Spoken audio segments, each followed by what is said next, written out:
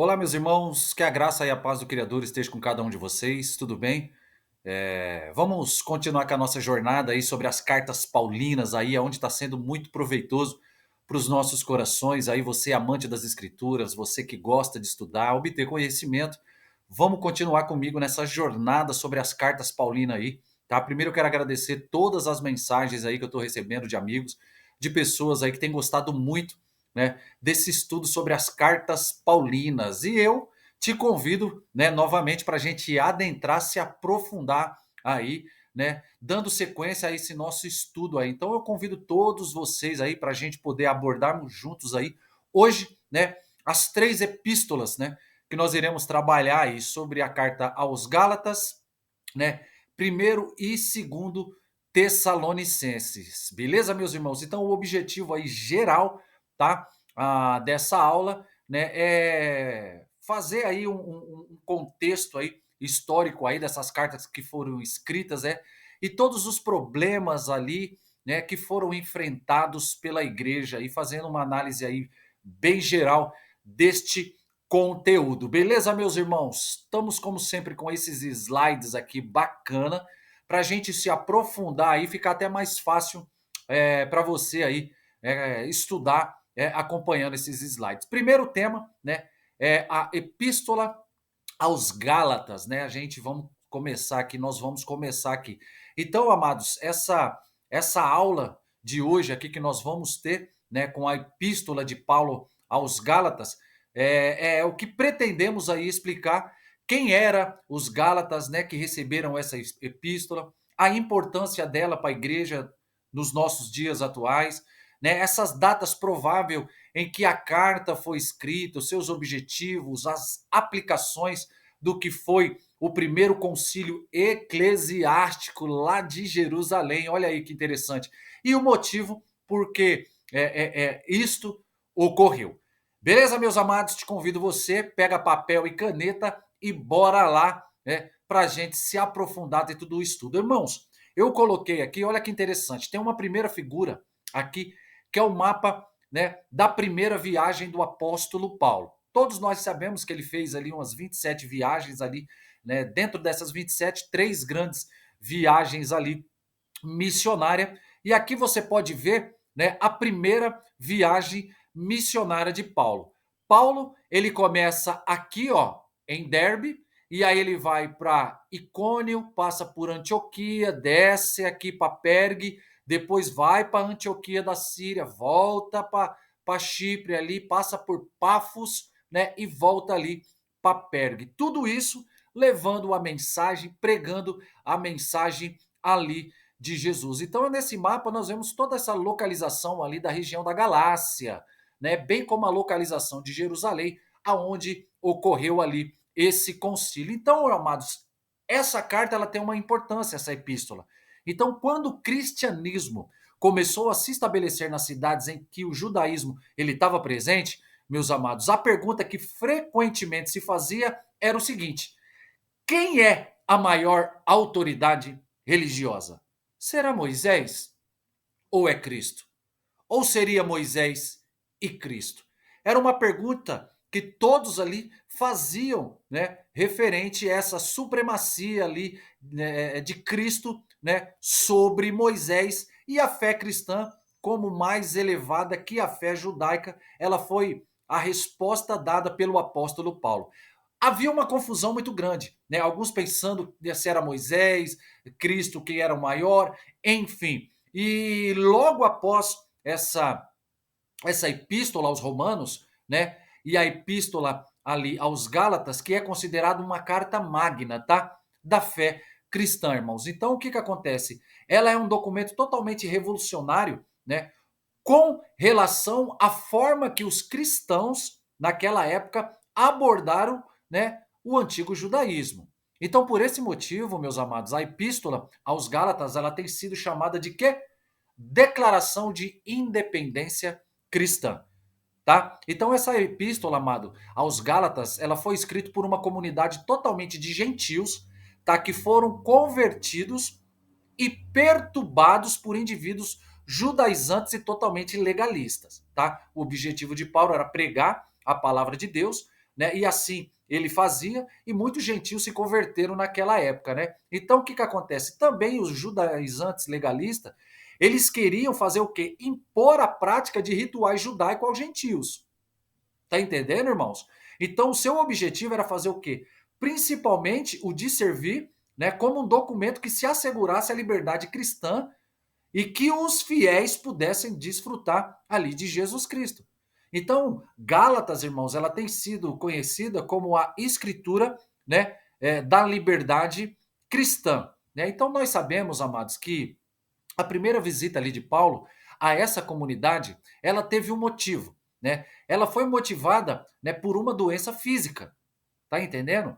Então Paulo, né, até então ele não pretendia pregar na Galácia. Não era a pretensão de Paulo. Só que ele ficou enfermo, né? Você pode ver lá a carta aos Gálatas, capítulo 4, 14. Então, mesmo que Paulo se apresentasse, né, um tanto abatido ali fisicamente, moribundo, né? Os Gálatas o receberam com o calor e a compreensão ali, carta, né, de Gálatas no capítulo 4, versículo 14 e versículo 15. Então, amados, o amor, o fervor, a dedicação do apóstolo Paulo, né? E a receptividade totalmente calorosa dos ouvintes lá dos Gálatas superaram os desânimos físicos, né? Ao ponto de Paulo permanecer ali por alguns meses. Então, nem a doença parava esse cara de levar a palavra ali de Jesus, tá? Então, a segunda visita que nós vemos dentro do contexto histórico, ela foi menos animadora para o apóstolo Paulo, tá, irmão? Visto que a situação entre os cristãos ali da Galácia fez com que ele se sentisse totalmente desconfortável. Então, as referências a essa segunda visita, nós vemos que elas não foram fáceis. Não foi algo muito confortável, né, que nem nessa primeira. Então, a gente consegue ser notada, né, que não foi tão confortável na epístola quando a gente começa ali a se debruçar estudando sobre ela. Na opinião de Halley, né, um grande estudioso, a data mais aceita para redenção, né, a redação, né, desta carta foi por volta do ano 57 depois de Cristo. Então, no final da terceira viagem missionária, amados, ali de Paulo, quando ele estava lá em Éfeso, lá na Macedônia, ou em Corinto, né, pouco antes também de escrever a epístola aos Romanos, né, contudo, diversos estudiosos, tá, eles acreditam que a epístola aos Gálatas ela foi escrita onde? Lá em Antioquia, tá? Aproximadamente ali no ano 49 depois de Cristo, antes, tá, do retorno de Paulo da Galácia e antes do concílio de Jerusalém lá no ano 49 e no ano 50 depois de Cristo. O que que implica, amados? Implica que esta epístola teria sido a primeira a ser escrita. Tá entendendo? Então, olha que interessante. Existem, amados, duas regiões bem conhecidas na época, lá como Galácia, tá? No decorrer do século terceiro, né, antes de Cristo, alguns gauleses, né, celtas, eles migraram para o interior da Ásia Menor e fundaram o reino, tá? Então, debaixo do reinado de Amintas, lá no século I antes de Cristo, o reino fundador pelos gauleses, o que que ele faz? Ele se estende até a Psídia, né? A Licalônia e outros lugares ali do sul. E quando os romanos entram em ascensão e eles assumem o controle, logo após, né, a morte de Amintas no ano 25 antes de Cristo, esse reino ele foi transformado na província da Galácia. Então, por isso, né, os gauleses se designavam ali, portanto, um conjunto de população de celtas, né, que habitava ali na Gália. Isso é, irmãos, o território que corresponde hoje, a grosso modo, né, seria a França e a Bélgica e a Itália, setentrional, né, ali no proto-históricas, provavelmente a partir da primeira idade do ferro, né, que é muito legal você conhecer, né, lá acerca do ano de 800 antes de Cristo. Mas só que o seguinte, irmãos, o problema, ele consiste ainda em definir-se aos Gálatas, né? A quem Paulo dirige a sua primeira epístola? São aos Gálatas étnicos que viviam ao norte da província, ou os Gálatas que viviam ao sul, né, habitado por diversas raças que foram incluídas na província romana. Tá entendendo? Então, irmãos, alguns estudiosos, tá? Alguns estudiosos sugerem, né, que a epístola ela foi dirigida à Galácia do Norte, tá? Porém, havia pouca e nenhuma população judaica lá ao norte, que tornaria extremamente difícil que tivesse os problemas com o legalismo judaico nessas regiões. Então, há apenas, amados, três alusões possíveis, tá? Ao trabalho missionário de Paulo, que ali nós encontramos lá em Atos, tá? Anota e veja depois, Atos 16, versículo 6, Atos 18, 23 e 19, verso de número 1. Tá? Então já outros afirmam que a carta ela foi enviada às igrejas da Galácia do Sul. Olha aí, cada um, né, trazendo um ramo teológico histórico diferente, né? Outros já afirmam isso aí, que seria para a Galácia do Sul, aonde passa Listra, Derbe, Icônio e Antioquia da Psídia, tá? Né? Cujo relato da evangelização que nós vemos aí está em Atos capítulo 13 e Atos capítulo 14. Né? Portanto, amados, o que nós temos que ver, né, é que o relato dessa evangelização, né, aos conversos de Paulo ali na província da Galácia Romana, né, e aos convertidos na primeira viagem ali missionária que Paulo faz, né, visitando lá eles na segunda viagem, lá em Atos capítulo 16, versículo 6, na terceira, Atos 18, 23. Então, irmãos, uma coisa aqui que eu quero frisar para nós, um dos maiores problemas lá na igreja na Galácia é que eles estavam fazendo o quê? Eles estavam lutando entre si e contra o apóstolo Paulo. Tá entendendo? Contudo, tá? Em Cristo não podia haver divisões e conflito, né? Pois estar em Cristo era o quê? É desfrutar da harmonia divina, evitando destruição mútua ali entre os próprios irmãos, entre as próprias pessoas. Então, o que que Paulo faz? Paulo argumentou que Cristo, ele removeu os antigos preceitos e as barreiras totalmente peculiares, difíceis, né, ao judaísmo. Assim que Cristo, amados, ele e todos se tornam um só. Está em Cristo? Nós somos um só, sem distinção alguma, sem entre judeu e sem entre gentios. Todos somos uma pessoa só. Então, isso é algo, amados, totalmente absoluto, né? E aceitos pelo cristão, né? É de hoje, né? Nós não questionamos nada, recebemos todos, tá? Então, contudo, na época se tratava de uma doutrina totalmente revolucionária, né? Porque é verdade, você está acostumado com uma certa doutrina dos seus pais, dos seus antepassados que vieram lá de trás, e você começa a receber uma doutrina nova, né? Uma religião nova, com conceitos, com pensamentos, com ideologias, automaticamente para aquela pessoa que seguia a lei mosaica à risca, causa um desconforto, né? Você tem que ver se é verdade, você tem que olhar quais são os dogmas, enfim. Há toda uma universalidade da mensagem cristã, né? Que era um tema habitual lá na igreja primitiva. Então, em Cristo, os israelitas, eles não desfrutavam de uma provisão privilegiada, né? Pois o Espírito Santo, o que fazia? Agia entre os gentios da mesma forma que agia entre os israelitas que deixavam agir. Tá entendendo? Então, quando a gente entra dentro da história aqui, prever privilégios para os israelitas, né, nós podemos ver que é um detrimento dentre os gentios. Então, era um argumento do que? Do legalismo que havia afetado até mesmo os apóstolos. Lá em Gálatas, no capítulo 2, tem a sua narrativa que nós podemos comprovar isso daí. Então, nós podemos observar, irmãos, que em Gálatas, no capítulo 3, do versículo 26 ao 28, que o ideal seria a total eliminação das diferenças instituídas que foram levantadas pelo judaísmo. Então, o que que fica aqui? Fica implantada, meus amados, exclusivamente a graça divina. A graça que está em quem? Em Cristo Jesus. Tá entendendo?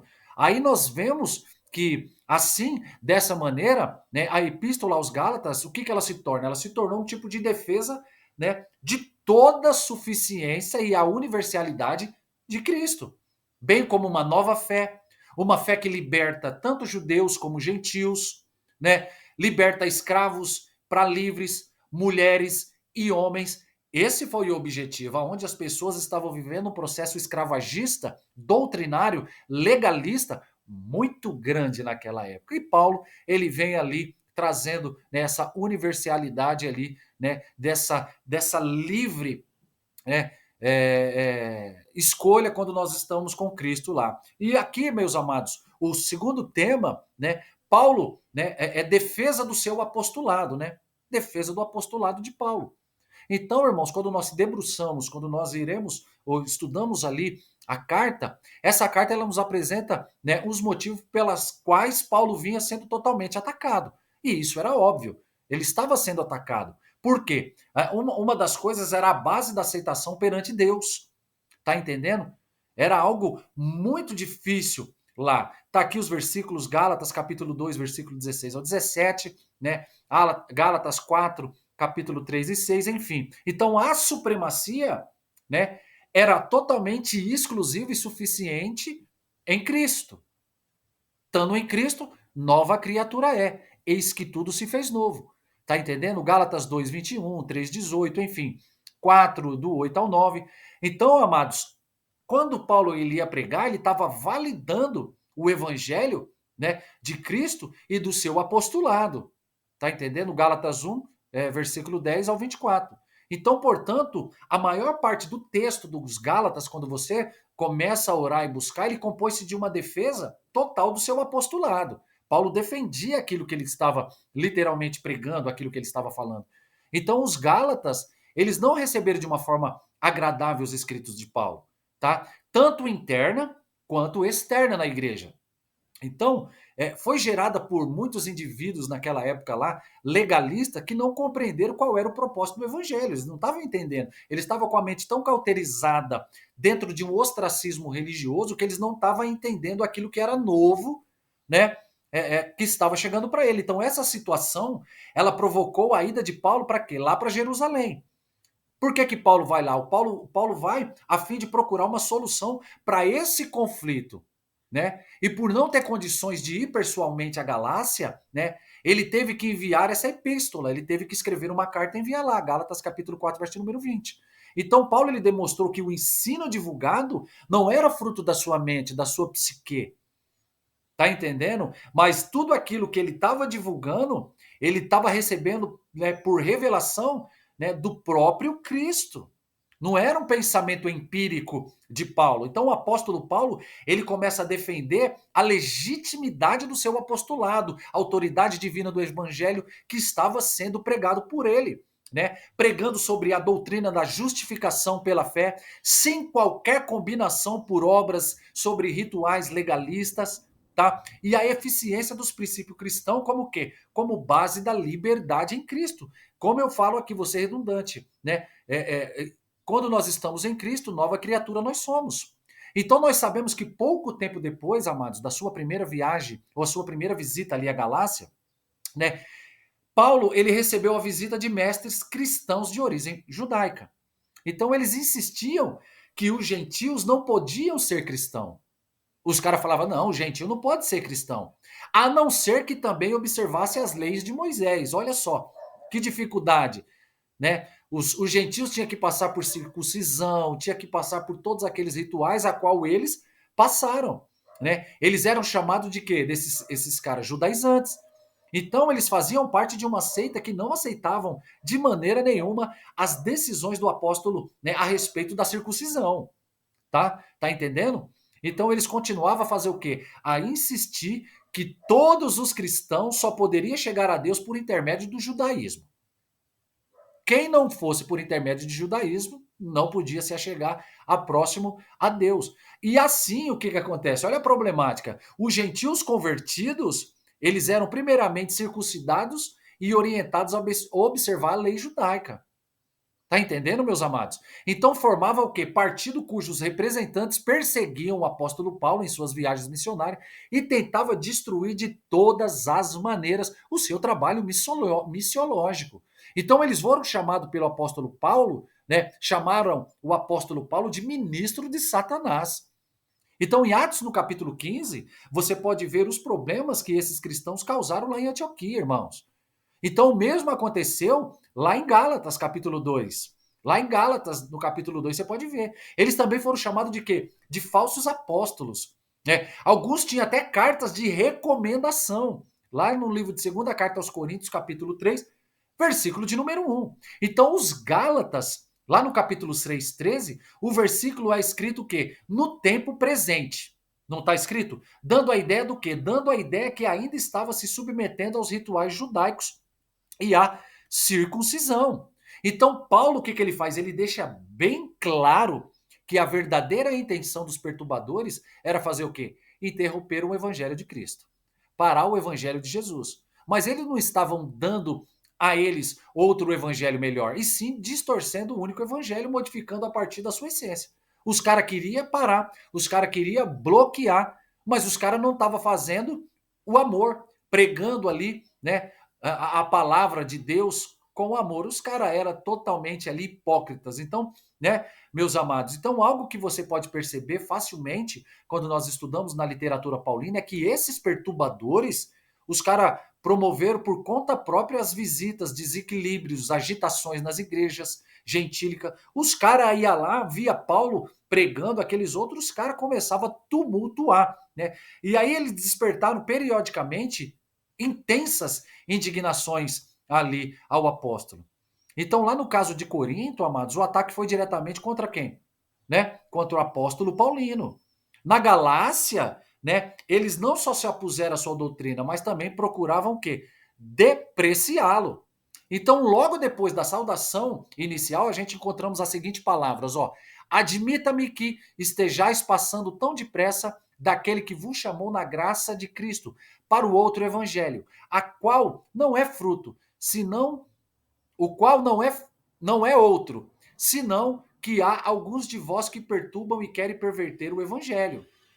Olha o que estava acontecendo. Então, aquele grupo, o que ele faz? Ele se distanciou da doutrina absolutamente distintiva do verdadeiro evangelho, que é o quê? Que é a salvação, né? A salvação eterna, inteiramente dependente da graça divina em Cristo. Então, separados dos rituais, das observâncias religiosas, das obras, né, advindas do mérito humano de qualquer tipo. Então, eles desejavam aprimorar a obra do Espírito Santo mediante a lei.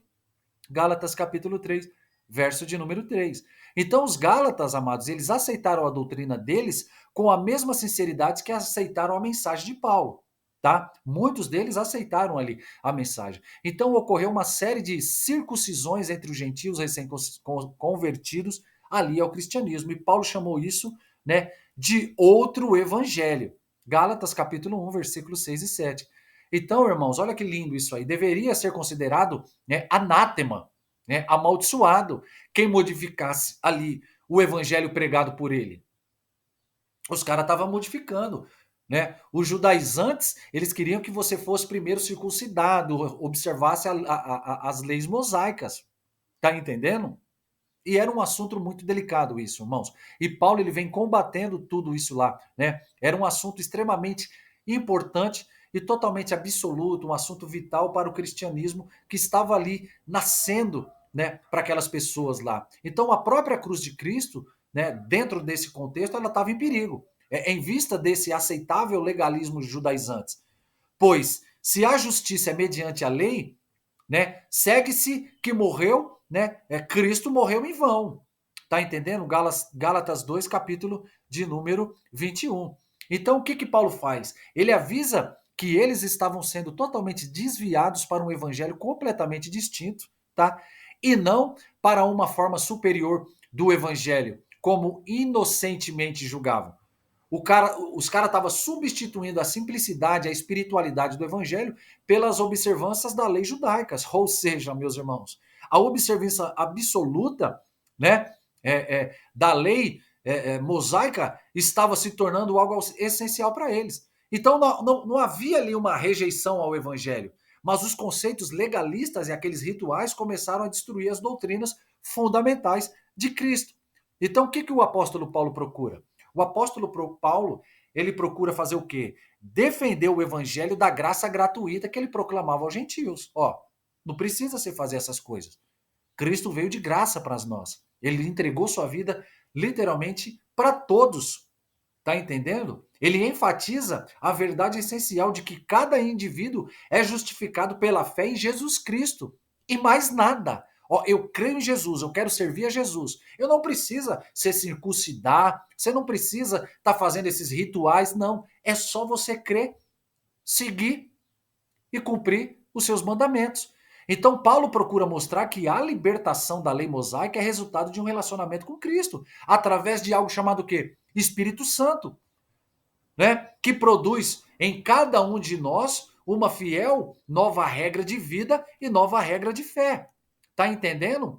Assim, meus irmãos, desta forma, né, o fiel literalmente está sendo formado por Cristo, né, sendo seu objetivo fazer o quê? Compartilhar as suas perfeições morais, suas perfeições espirituais, e isso se opõe, meus amados, radicalmente ao legalismo mosaico e seus códigos de cerimônia, bem como todas aquelas exigências e as observâncias perfeitas dos mandamentos. Então, o apóstolo Paulo, o que ele faz? Ele defendeu, né, rigorosamente a doutrina da justificação em Cristo, sem a necessidade de qualquer complemento lá. Então, Gálatas é uma carta totalmente magna da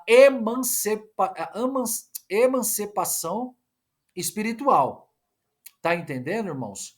Olha que coisa linda que nós vemos isso daí. Então, o que que Paulo faz? Ele procura literalmente mostrar para nós e para aqueles judeus judaizantes lá, ferrenhos, que quando você entrega seu caminho ao Senhor, quando você entende, né, que Jesus Cristo morreu na cruz do Calvário, não precisava de fazer todos aqueles rituais, né, legalistas, como circuncisão, né, como lavar a mão 7 vezes para comer, né? Isso falando do povo gentil, daquelas pessoas ali que se converteram, que eram lá de outros tipos de seita, né? Paulo fala assim, ó, não precisa de mais nada disso. Cristo já morreu por cada um de vocês. Só que entra aqueles judeus legalistas, entra aqueles judeus, né, totalmente ali com os seus pensamentos, suas tradições, e aí ficava muito difícil. Puxa, não tem que